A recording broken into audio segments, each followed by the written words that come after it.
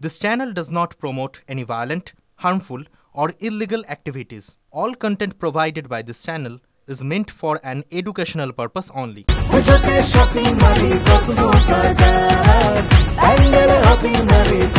Cosmo বাজার পুজোর shopping two pandal hopping, সঙ্গে রয়েছে দারুণ আকর্ষণীয় উপহার। দিল্লির ইডি দফতরে মিমি চক্রবর্তী বেটিং অ্যাপ মামলার তদন্তে অভিনেত্রীকে তলব ইডির।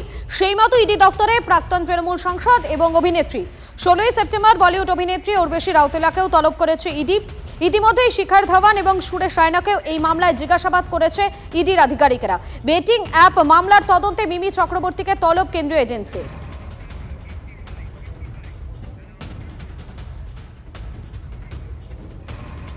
ইডির তলবে হাজিরা দিলেন মিমি চক্রবর্তী। দিল্লির ইডি দফতরে তিনি পৌঁছে যান। বেটিং অ্যাপ মামলায় তদন্তে অভিনেত্রীকে তলব ইডি। সেই মতো ইডির দফতরে প্রাক্তন তৃণমূল সাংসদ এবং অভিনেত্রী 16 সেপ্টেম্বর বলিউড অভিনেত্রী উর্বশী রাউতেলাকেও তলব করেছে ইডি। ইতিমধ্যেই শিখর ধাওয়ান এবং সুরেশ রায়নাকে এই মামলায় জিজ্ঞাসাবাদ করেছে ইডি। বেটিং অ্যাপ মামলার তদন্তে মিমি চক্রবর্তীকে তলব কেন্দ্রীয় এজেন্সি।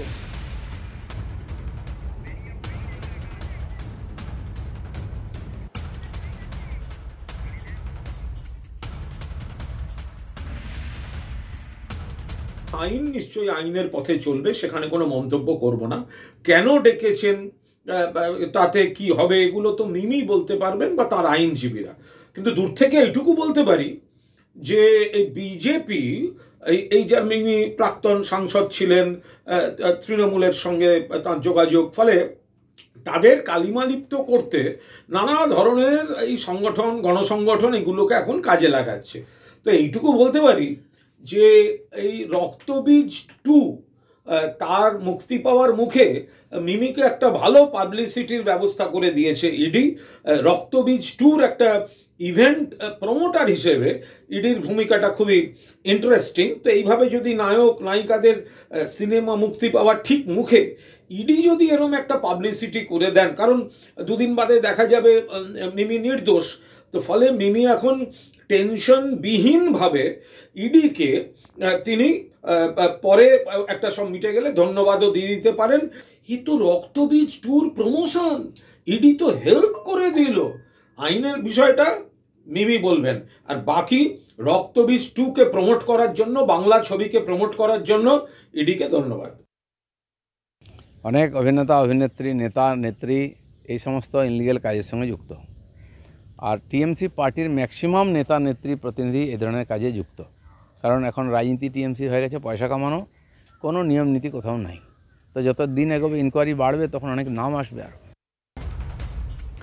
আজ ইডির দফতরে মিমি চক্রবর্তী, আগামীকাল তলব করা হয়েছে অভিনেতা অঙ্কুশকে। কাল সকাল 11টায় দিল্লিতে ইডির সদর দফতরে হাজিরার নির্দেশ দেওয়া হয়েছে। অনলাইন বেটিং অ্যাপ কেলেঙ্কারির তদন্তেই তাকে তলব করা হয়েছে বলে জানা যাচ্ছে। জ্যোতির্ময় রয়েছেন আমাদের সঙ্গে টেলিফোন লাইনে। জ্যোতির্ময়, আগামীকাল সকাল 11টার মধ্যে অঙ্কুশকে হাজিরা দেওয়ার নির্দেশ দেওয়া হয়েছে। দেখো, বেআইনি বেটিং অ্যাপ যা দীর্ঘদিন ধরে ভারতের বিভিন্ন জায়গায় চলছে, সেক্ষেত্রে কেন্দ্রীয় সরকারের স্পষ্ট নির্দেশ যে এই ধরনের অ্যাপ কোনো নজর থাকবে, তা হচ্ছে যে যারা এর প্রমোশন এবং যার এর সঙ্গে যাদের অ্যাসোসিয়েশন ছিল তাদের প্রত্যেকের বিরুদ্ধে তদন্ত হবে। বাংলার ক্ষেত্রে আমরা দেখেছি যে মিমি এবং অঙ্কুশ তারা দুজনে এই অ্যাপের অ্যাড তারা করেছেন, এবং স্বাভাবিকভাবেই আজকে সকাল 11টা থেকে মিমিকে জেরা করা হচ্ছে এবং অঙ্কুশকে আগামীকাল সকাল 11টার সময় ডাকা হয়েছে দিল্লিতে সদর দপ্তরে। অঙ্কুশ ছাড়াও বলিউডের নায়িকা উর্বশী রাউতেলা, তাকেও তলব করা হয়েছে আগামীকাল, এবং ইতিমধ্যেই সুরেশ রায়না এবং তার পাশাপাশি শিখর ধাওয়ান, দুজন বিখ্যাত ক্রিকেটার, তাদেরকেও জেরা করেছে এনফোর্সমেন্ট ডিরেক্টরেট। যে খবর আমরা পাচ্ছি যে এই সংস্থার তরফ থেকে যারা যারা টাকা পেয়েছেন, কোন কোন অফিসার তাদের সঙ্গে যোগাযোগ করেছেন, কোন অ্যাকাউন্টে টাকা নেওয়া হয়েছে, এই প্রত্যেকটা বিষয় খুঁটিনাটি তথ্যই ইডি জানার চেষ্টা করছে। অর্থাৎ কোন অ্যাকাউন্টে লেনদেন হয়েছে সে বিষয়গুলোই জানার চেষ্টা করছেন আধিকারিকেরা। ধন্যবাদ তোমাকে। মুর্শিদাবাদে বোমা ফেটে জখম 3, আহতদের মধ্যে গুরুতর জখম হয়েছেন একজন। মুর্শিদাবাদের রানীনগর থানার নজরানা নবীর মোড় এলাকায় এই ঘটনাটি ঘটে। বোমা বাঁধতে গিয়ে বিস্ফোরণ বলেই জানিয়েছে পুলিশ। ঘটনায় গ্রেপ্তার 3। বোমা বাঁধার পেছনে কারা জড়িত রয়েছে সে বিষয় খতিয়ে দেখছে পুলিশ।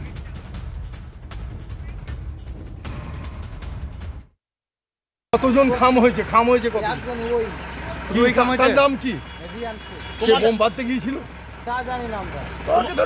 আমাদেরকে বললো কি অ্যাক্সিডেন্ট করেছি, আমাকে এসে নিয়েছ হসপিটালে, তাই বলেছে যে আমরা তো সব জানি না। কজন গিয়েছিল আনতে?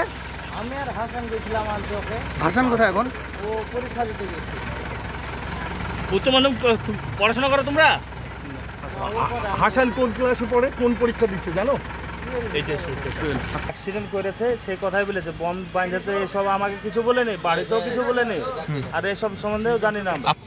আমার বন্ধু বোম বাস্ট করে ও খাম হয়ে গেছে, দিয়ে আমাদেরকে ফোন করে ডেকেছে, দিয়ে আমরা গিয়ে হসপিটাল ওকে নিয়ে এসেছি, দিয়ে আমাদেরকে ধরেছে। ও কি বোমা বাঁধছিল? না জানি না। তোমরা আনতে গেলে কেন? ফোন করেছে বন্ধু, আমি তো জানি না। ও বলছে অ্যাক্সিডেন্ট করেছি আয় দিয়ে আমাকে হসপিটালে নিয়েছ, তাই বললো।